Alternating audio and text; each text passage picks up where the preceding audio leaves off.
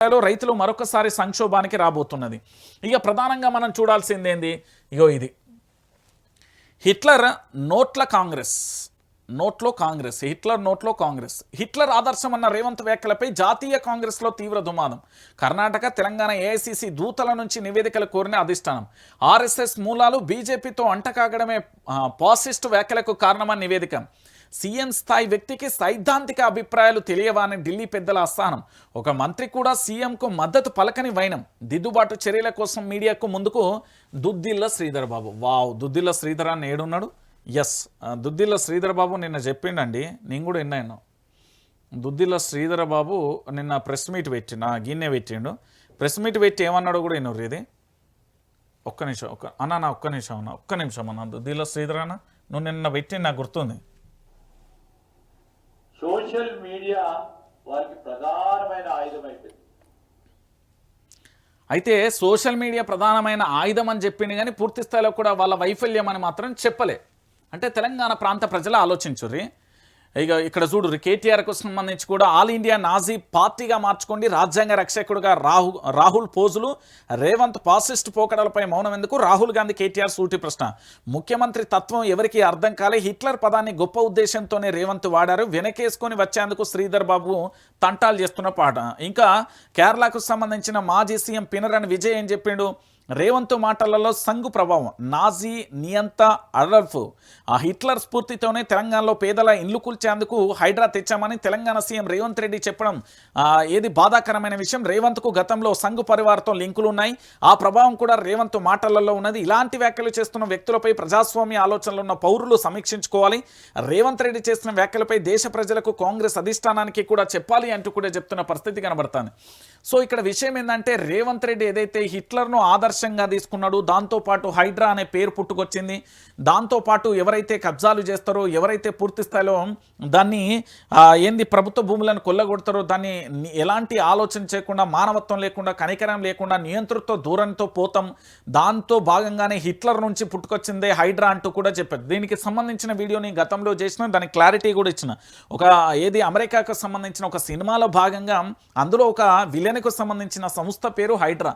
దాన్ని అనుకున్న మనవుడు కథను చూసి హిట్లర్ అని అనుకున్నాడు అనేది కూడా తెలంగాణ నెటిజన్లు కూడా ఏకిపారేసిన విషయం తెలిసిన విషయమే. అయితే దీంట్లో ఎంత వెనకేసుకొచ్చే పరిస్థితి చేసినా కూడా రేవంత్ రెడ్డికి కావాల్సిన భారీ నష్టం జరిగింది, కాంగ్రెస్ పార్టీకి జరగాల్సిన నష్టం జరిగిపోయింది. ప్రజలందరూ కూడా ఇంత నియంతృత్వ ఆలోచనలో ఉన్న వ్యక్తిని తెలంగాణ రాష్ట్ర ముఖ్యమంత్రిగా మేమెట్లా ఎన్నుకున్నామని వాళ్ళు మానసికంగా కూడా, మెంటల్గా కూడా అయ్యో రామ ఎంత తప్పు చేశామంటూ కూడా ఆలోచనలో పడ్డారు. ఎందుకంటే రేవంత్ రెడ్డి వచ్చిన తర్వాత హైడ్రా కానీ, మూసీ కానీ, లగచర్ల కానీ, వెలుగుమాట్ల కానీ, సోషల్ మీడియా పోస్టులు కానీ, కేసులు కానీ అన్నీ చూసాం.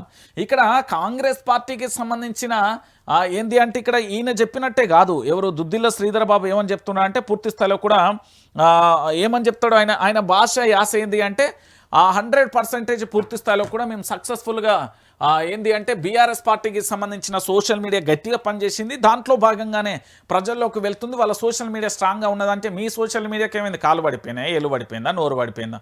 మీ సోషల్ మీడియాకు నెలకు తక్కువలో తక్కువ 100 కోట్లు ఖర్చు పెడుతున్నారు కదా.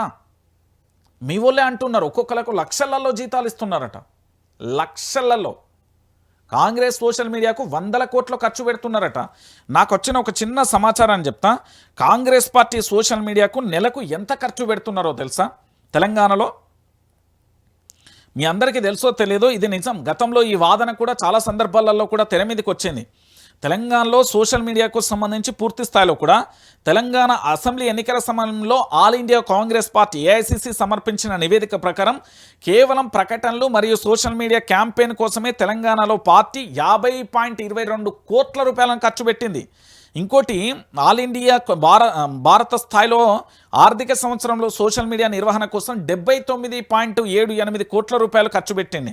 ఇంకా డిజిటల్ యాడ్లకు సంబంధించి ఎన్నికలలో లేని సాధారణ రోజుల్లో, అంటే నాన్ ఎలక్షన్కు సంబంధించిన పీరియడ్లో ఫేస్బుక్, ఇన్స్టాగ్రామ్, దాంతోపాటు మెటా, గూగుల్కు సంబంధించి యూట్యూబ్ ప్లాట్ఫామ్లపై అధికారిక పేజీల ద్వారా పొలిటికల్ యాడ్స్ కోసం నెలవారీకి ఇచ్చే ఎంత తెలుసా 5 లక్షల నుంచి 15 లక్షల వరకు జరుగుతున్నట్టుగా మెటా యాడ్ లైబ్రరీకి సంబంధించిన రిపోర్ట్లు కూడా ఇచ్చింది. ఇంకోటి సిబ్బంది ఏజెన్సీ నిర్వహణ అంటే సోషల్ మీడియా కోసం వింగ్ను పర్యవేక్షించడానికి పొలిటికల్ స్ట్రాటజీ వంటి టీంలు అంటే ఉదాహరణకు సునీల్ కొనుగోలు టీం వంటి ఏజెన్సీలు మరియు గ్రాఫిక్ డిజైన్లు వీడియో ఎడిటర్లు కంటెంట్ రైటర్లు జీతాల కోసం అదనంగా ప్రతి నెలల్లో లక్షలలో ఖర్చు పెడుతున్నారు.